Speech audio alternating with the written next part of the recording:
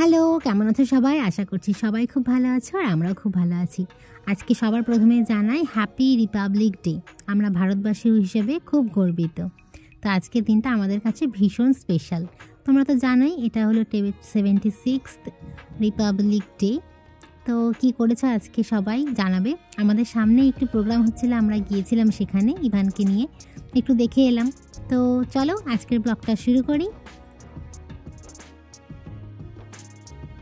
ব্লগটা শুরুতেই তো দেখতে পাচ্ছ আমরা গাড়ি করে যাচ্ছি, আমি আর ইভান। আর ইভানের চোখে ভীষণ ঘুম, কারণ ওর দুপুরে খাওয়া দাওয়া করে আমরা বেরিয়ে পড়েছি। সেই কারণে আমরা যাচ্ছি আজকে একটা স্বপ্ন পূরণের পথে, সেটাই বলতে পারো।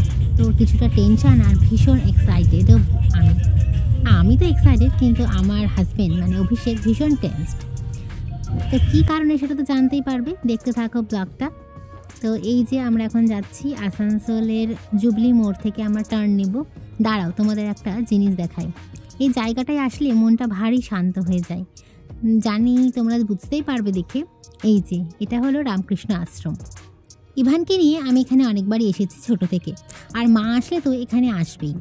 মানে মা ঘুরতে এলেই বলে চল ওইখানে একটু নিয়ে চল, তাহলে বেশ ভালোই লাগে মায়ের। তো দুবার যাওয়া হয়েছে। তো এখন আমরা সেটা যাচ্ছি। আর এই হলো ইঞ্জিনিয়ারিং কলেজ।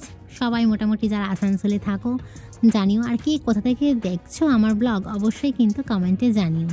তো যেটা বলছিলাম, আজকে যাচ্ছি একটা স্বপ্ন পূরণ বা ইচ্ছে পূরণের পথে। সকাল থেকে আমি এক্সাইটেড থাকলেও অভিষেকের একটু টেনশন। ওই যে কথায় আছে না, যার বিয়ে তার হুঁশ নেই, পাড়াপড়শির ঘুম নেই। তো আমি হচ্ছি সেই পাড়াপড়শি। মানে অভিষেকের টেনশন আলাদা লেভেলের আর আমার এক্সাইটমেন্ট আলাদা লেভেলের। মানে কি বলবো। তো চলো দেখেই বুঝতে পারছো, আই থিঙ্ক কিছুটা গেস করতে পারছো তোমরা যে কি আমরা করতে চলেছি। তো চলো আজকে যাই ভিতরে। আমি বুঝতে পারছি। এই যে আমরা দেখতে এসেছি এখানে গাড়ি, আর চলে এসেছি আমরা এই গাড়ির যেখানে স্টক থাকে সেখানে দেখতে। আর এই যে দেখছো লাল জ্যাকেট পরে দাদাটা, এই দাদার আর কি একটু এন্থু দিয়েছে অভিষেককে যে চলো দেখে আসি। এই কি দাদা কিছুদিন আগেই গাড়ি কিনেছে, সেই উপলক্ষে অভিষেক এখানে একবার এসেছিল। তো ওর খুব ইচ্ছে ছিল, মধ্যবিত্তের তো একটা স্বপ্ন থাকেই যে একটা বাড়ি হবে নিজের আর একটা গাড়ি। আর আমাদের দুইজনেরই কিন্তু বাপের বাড়ি আছে, মানে অভিষেকেরও বাপেরও বাড়ি আছে আর আমারও তো বাপের বাড়ি আছে।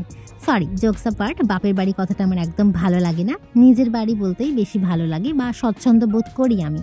তো মধ্যবিত্তের কাছে গাড়ি কেনার হাতি পোষা একই সমান, সত্যিই তাই।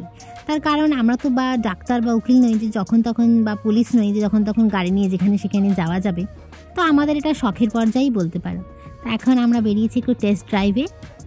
আমাদের আরিভানও উঠে পড়েছে বেচারা, তো আমার সঙ্গে একটু চোখ পিটি খেলা করছে। তা আমাদের তো কোনো কাজ নেই, আমি ইভানকে দেখছি। আমি তো আর গাড়ির অত কিছু বুঝবো না। অভিষেক আর দাদাটা মিলে যার মতো কথা বলছে, আর আমরা এখানে জিনিসপত্র দেখতে দেখতে যাচ্ছি রাস্তার। আর ইভান কিন্তু ক্রেন কোথায়, এক্সকাভেটর এই সমস্তগুলো খুঁজতে চলছে। তো ফাইনালি আমরা এখানে চলে এসেছি, কোথায় বলো তো, শোরুমটাই। ইভানের একটু খিদে পেয়ে গেছিলো, তাই একটু ওকে বিস্কিট দিলাম।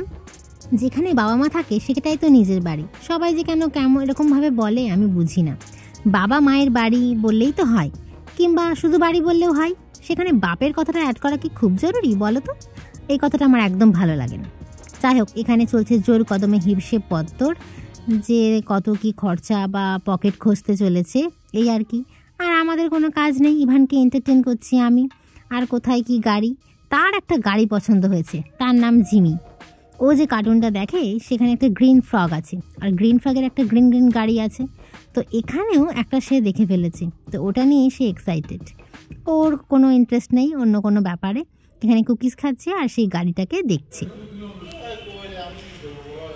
এই তুমি কি নেবে? কি নেবে? কি গাড়ি নেবে? হ্যাঁ, এই কি কিনবে তুমি? এই দুষ্টুমি।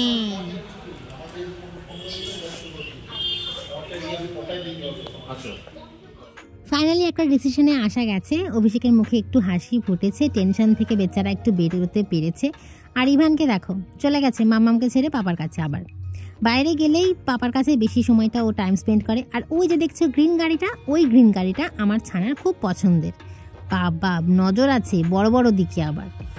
ওই গাড়িটা যে কি ভালো লেগেছে, আমি বললাম একটু থামস আপ করো। আর এই যে আমাদের এবার সমস্ত কাজটা কমপ্লিট হয়ে গেছে, কিছু আলাপ আলোচনা চলছে। এবার বাড়ি ফেরার পালা, অনেকটা সন্ধে হলো, ইভানকে গিয়ে খাওয়াতে হবে সেই টেনশনও আছে, আর একটা খুশিও আছে।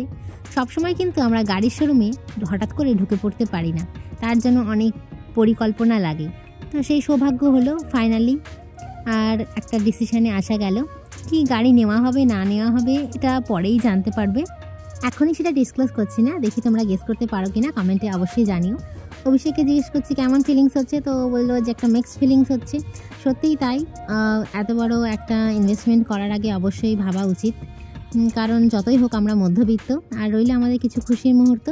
আজকে জাস্ট গাড়িটা বুকিং হলো, খুব শিগগিরই তোমাদের কাছে সবটা শেয়ার করব। তো দেখা হচ্ছে অন্য কোনো ব্লগে। টাটা, ভালো থেকো।